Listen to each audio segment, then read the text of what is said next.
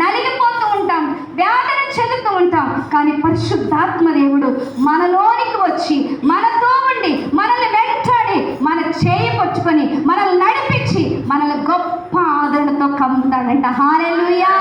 గొప్ప వాత్సల్యంతో ఆయన నింపుతాడంట. ప్రియ దేవుని బిడ్డ, అబ్రహాముతో దేవుడు అన్నాడు, అబ్రహాముని ఏటి వంటకు తీసుకెళ్ళి ఆ ఇసుక రేణువులన్నీ లెక్క పెట్టంటే నా వల్ల కాదయ్యా అన్నాడు. ఆకాశ నక్షత్రముల లెక్క పెట్టంటే నా వల్ల కాదయ్యా అన్నాడు. దేవుడు అన్నాడు, నీ సంతానాన్ని అలాగున ఆశీర్వదిస్తాను. హల్లెలూయా! హల్లెలూయా! దేవుడు వాగ్దానం చేశాడండి. ఈ రోజున జీవ గ్రంథములో మనకు చూసినట్లయితే అబ్రహాము సంతానము భూమి మీద ఆశీర్వదించబడింది. ఇసుక